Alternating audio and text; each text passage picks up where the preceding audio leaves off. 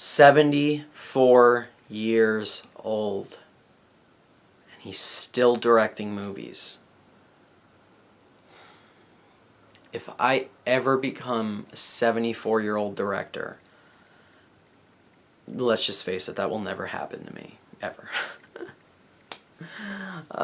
Hey there guys, what's up? What's going on? It is Autobot Mike 18 here. That was a very depressing introduction. But wow, that is amazing. That's all I gotta say. Just hats off to you, Mr. Scorsese. Damn. Anyway, guys, what's up? What's going on? It's Autobot Mike 18 here, back with another movie review. Guys, as you know, it's the end of the year. It's December 27th, so there's like 4 days left for me to compile my top 10 list. So naturally, what did I want to do? I wanted to see all of these movies that are in very limited release at the moment, movies that I'm definitely on my anticipated list. A lot of people are giving buzz to, could or may not be on my top 10 list by the end of the year. I gotta see them all before I put my list together. You guys know how the drill is. I did the same thing last year. I did it again this year. But guys, in this video, I'm going to be reviewing a film that probably hardly none of you have seen unless you live in New York or LA. Guys, I'm going to be reviewing Silence in this video. That's right. I have just seen Martin Scorsese's newest film, Silence. It's in very, very incredibly limited release right now. I did a double feature day today, guys. I went into the city, into New York, because currently there are only 2 theaters in New York that are playing several limited release films, several possible Oscar contender films that could get a bunch of buzz very late. And the first movie I saw was Peter Berg's Patriots Day, which I also reviewed and should already be up on my channel. And then the second film I went and viewed was Silence. So yes, unless you're in New York and LA, you've probably only seen the trailer for this movie. I am sorry, but it'll get a wide release shortly in January. But I have to see them all. I wanted to see these 2. These were the 2 big ones I had to see before I put my list together. Now I'll work on my list after this review goes up. Anyway, guys, Silence is what is being referred to as Martin Scorsese's passion project. Guys, if you don't know who Mr. Martin Scorsese is, then no. Yes, you all do. If you say you don't, then you're lying to me. But guys, I was definitely really, really pumped for this movie, guys, just because of the talent attached to it alone. You guys know, I haven't seen all of his movies. I've only seen 6 of his movies, and Silence now makes 7. That said, every one of his movies that I have seen, I have loved and cherished, and they are some of my favorite films of all time. Look, one of them is sitting up to my left shoulder on my wall behind me. What does that tell you, people? Anyway, guys, Silence. Just had to set this movie up and set this man up because it deserves it. So guys, Silence, essentially, getting into the premise of this movie, Silence tells the story set in the 17th century, specifically in Japan. Silence follows 2 Jesuit Portuguese priests played by Andrew Garfield and Adam Driver. They have a mission to infiltrate Japan, to sneak into Japan, find and locate their mentor, Father Ferreira, played by Liam Neeson in this movie. Only problem is, Father Ferreira has apparently denounced the Christian faith and is living somewhere in Japan. He could be under heavy persecution. They don't know. It's their job to go in there and find him. Only problem is, Christianity is, it's not really exactly allowed in Japan at this time. So they're going to face some heavy, heavy backlash for sneaking into Japan and trying to spread the word of God and the ideals of Christianity. It's really sad and really, really messed up. That's all I'm going to say. Guys, that's all I'm going to say about Silence. There you go. That's your premise. That's all I'm giving you. No, but this is a 2-hour and 40-minute movie about these 2 priests who go into this unwanted, this place that doesn't want them, that severely looks down on them and is going to heavily persecute or discriminate against them or dehumanize them in any means possible. And it gets really, really freaking deep. Wow. Guys, silence is... Guys, this is a really, really, really deep, very deeply, not only moving, but deeply effective film that is really, really difficult to watch. That is the best way to describe this movie after having seen it. It is incredibly harrowing and really gut-wrenching and very, at times, disgraceful and disgusting to an extent. What happens to these characters, but above all of that, this idea of being judged or being criticized incredibly harshly to the point of violence, physical violence, not just mental distress, but actual physical violence, is incredibly difficult to stomach. I definitely had a hard time sitting through this movie, guys. I squirmed a lot. This movie made me feel incredibly uncomfortable and very, very just empty. I had that feeling throughout a good majority of this movie. It's really, I'll compare it to Manchester by the Sea in regards to how it makes you feel. Both movies are going to hit you hard. Manchester does it in a different way. It deals with entirely different subject matter, of course, but both movies are very, very difficult to watch. They're the two hardest movies you're going to have to sit through in a theater this year to watch. By far. Nothing even came close to both of these movies. But guys, let's get into the obvious. Yes, I'm not going to just sit here and be like, yeah, this movie's really difficult to sit throughout the entire review. Let's get into just what makes Silence so as effective as it is. Not saying it's a great probably one-time experience that I'll have for this one time and will probably, move on from, and will probably very unlikely go back and revisit this movie because of what it does. But let's just talk about what works so well about this movie. Well, it's so damn well directed. Did anyone even question that? Come on. It's Martin Scorsese's, I don't even know what film it is of his. He's made dozens of movies, and I'm amazed at how much talent this guy still has, and how, although this is a movie that I'm still struggling to comprehend, I'm amazed that he still got it, and he still knows what he's doing behind the camera. He still knows how to give us compelling characters and create really, really hellish, very difficult circumstances for these characters. Raise the stakes when need be. Slowly bring out tension in camera work and shot language, in editing and cutting. This is a very, very slow-paced movie that definitely feels long. You are going to feel the length of this movie. And if you don't like that feeling when you're watching some movies, well, you're probably going to hate this movie because it feels really slow. That said, a lot of the dialogue and sequences where Andrew Garfield is trying to persuade a villager about their faith and holding on to their faith, or a moment where Andrew Garfield's character is facing persecution, or him and Adam Driver are both under fire for something. They're not, they have to hide out and lay low and not get caught by the Japanese officials, essentially, that are against any ideals of Christianity.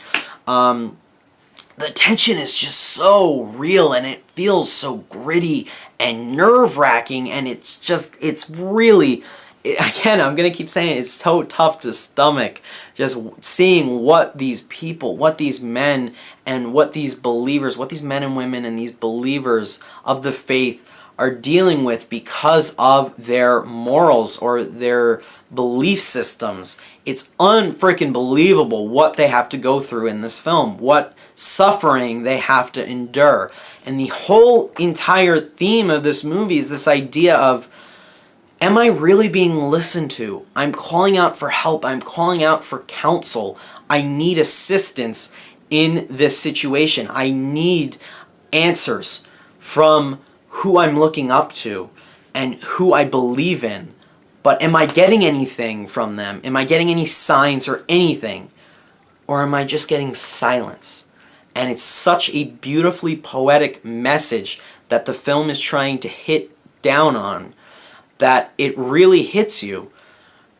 This is what believers of the faith, this is what people feel like. This is when people feel lost in regards to their moral belief system. This is what they go through. This idea of, what if I'm really alone? What if, my prayers aren't being answered? And this is definitely a movie that's going to be divisive, and it's going to polarize audiences, and anybody who's probably not Christian or is an atheist is probably not going to really get hooked into this movie. I try to keep my belief system and what faith I belong to out of my videos and out of my reviews. But just to put on the record, I am Catholic.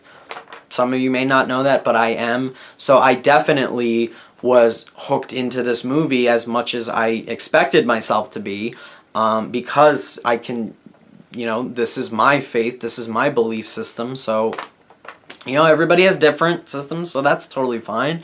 But I can definitely see everyone going into this movie coming out being like, this is the most boring, excruciating thing I've ever seen in my life. I couldn't latch on to anything that was going on in this movie. Totally get that. I could totally see that. I wouldn't probably disagree with you. This is definitely not going to be one of those movies where I'm going to sit down and argue with someone for 2 hours and be like, this movie's a masterpiece. Because while it could be a masterpiece, it could very well be. I still am trying to process it. It's a very tough movie to argue. Wow. Guys, there's a couple things I have to absolutely hit on, segueing off. But all those ideals of what this movie's trying to say, that's all prevalent in the screenplay, which is, for the most part, for my taste, very, very good. The first 2 acts of this movie are really, really fantastic. And I was hooked in, I was sucked in, I was in this journey for the long run, and I really couldn't wait to see how things concluded. There were slow moments that I definitely feel needed to be increased in pace and elaborated slightly, and condensed slightly, truncated. But there were other moments that I felt were very slow that actually worked for me pretty well throughout the first 2 acts of this movie. Then the third act happened, and I'll get into some complaints I did have with this movie. Because no, I do not feel this is a masterpiece. I do not feel that this is my favorite Scorsese film. Definitely not my favorite. Is it his best film? Probably not. I would look at several other of his works and say that, yeah, those are, in my opinion, his best. But I could easily see other people saying, yeah, this is his best movie to date. I could see that totally. That said, I got to talk about, before I get into cons I might have had with this movie, I got to get into what else made this movie so great. Starting with the performances. My word, Andrew Garfield is amazing. I'm so glad Sony fell through and they're not doing Amazing Spider-Man 3 or whatever the hell, Sinister Six garbage reboot bullshit, whatever. I'm so glad that fell through, and Andrew Garfield went to work on this project with Martin Scorsese. You have no idea how happy that made me. I'm so glad that he got this role. This is one of his best performances, if not his best. I regrettably admit I have not seen Hacksaw Ridge, but to have both of those performances in this year, he's got to get nominated for one of them, I'm assuming. I'd love to see him get nominated for this movie. What his character goes through is so difficult to watch. It's so gut-wrenching. This guy is pushed beyond his limits, and it shows in so many great sequences. There's a great scene where he's looking in his mirror reflection in the water. There's another great scene where he's watching other people get persecuted. It's so good. He is so good. His reactions are I buy into them so well. He is flat out fantastic in this movie. Easily one of the best performances of the year. Of the year, one of the best. That's all I'm going to say about Andrew Garfield. He's incredible. He deserves any award he gets for this movie. He was fantastic. Absolutely fantastic. The rest of the cast is great as well. There are several Japanese actors in this movie who I do not know their names, but they are very, very good. Adam Driver is great in his scenes. Liam Neeson is even great in his scenes as well. I really, really thought the ensemble for this movie, although it's small and it has a lot of relatively unknown actors to us because I'm American and I don't know a lot of these Japanese actors, I still feel that every single person was as effective as they could have been and as empowering as they were and as they came across on screen, and everybody gives an immaculate performance in this movie.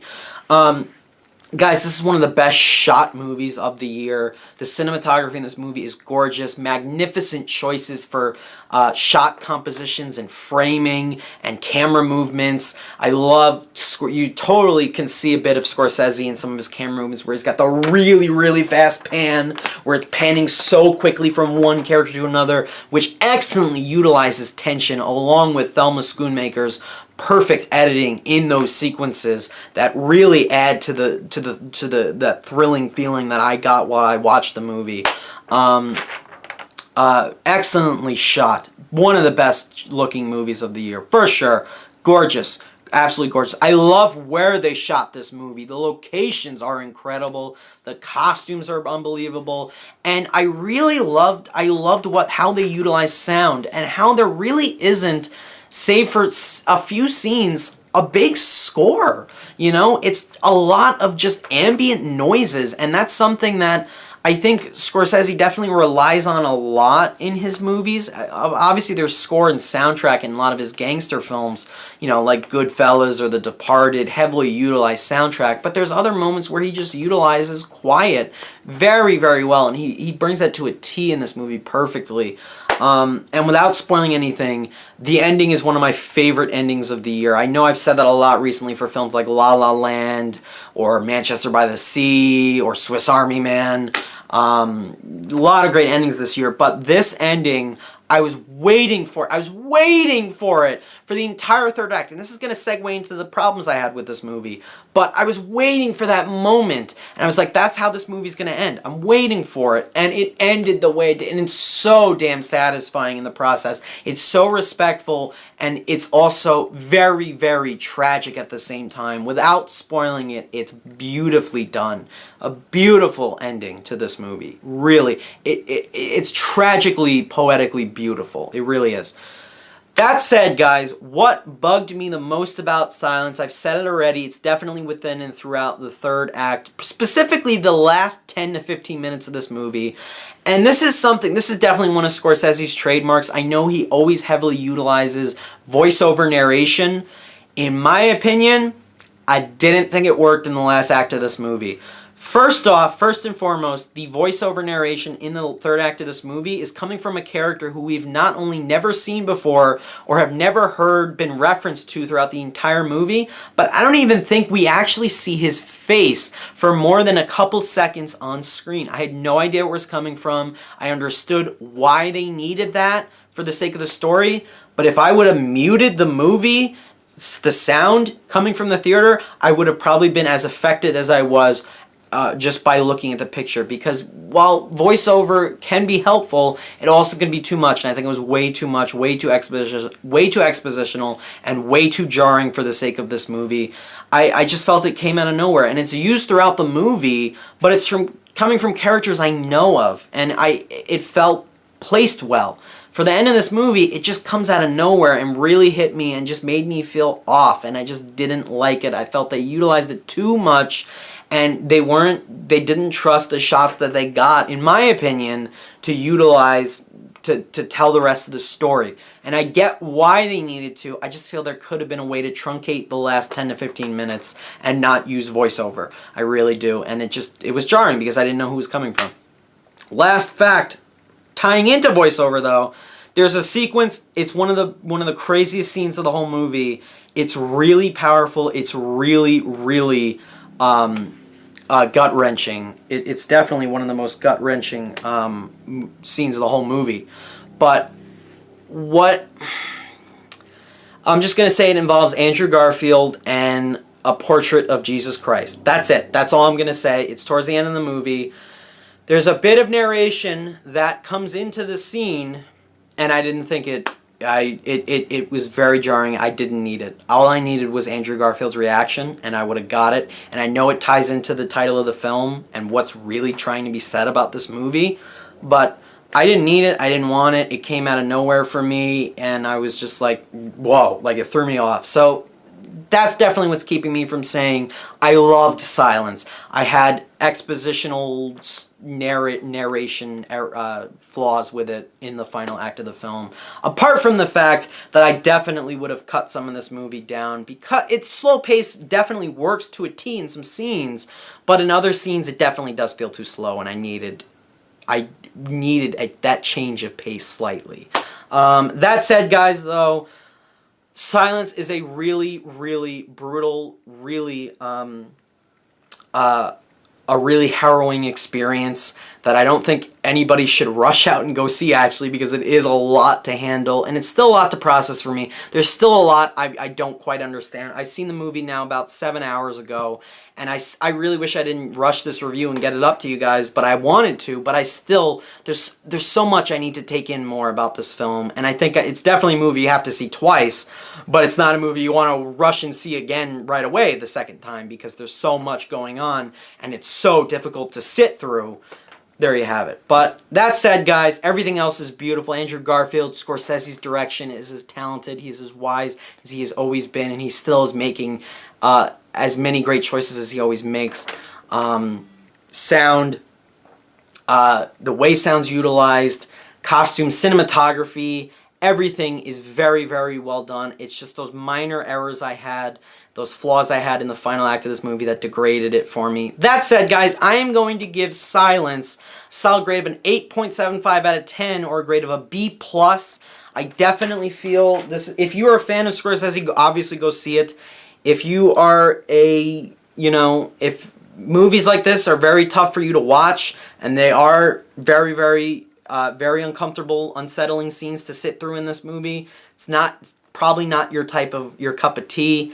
But I would probably still recommend it because it is just a great movie. It's just a very complex movie, and a movie that I feel has flaws that sort of stumble around in the last act. That said, guys, those are my thoughts on Silence. It's still just a movie you probably have to see at some point. It is, although it's definitely not for everyone, so don't take my word on that, everybody. That said, guys, if you guys did see Silence already, some of you might have. If you did, it will get a wide release within the next 2 weeks. But if you did see it already, let me know what you thought of it down below in the comments. This review has gone so long, but I had so much to say about this movie, guys. I'm so sorry. But I hope you guys enjoyed my review. Thank you so much, guys. This is my last movie review of 2016, which means top 10 lists are coming shortly. Stay tuned for those, guys. I can't wait to make them for you. And thank you, as always, for watching me, guys. I'll see you in my next video. Bye.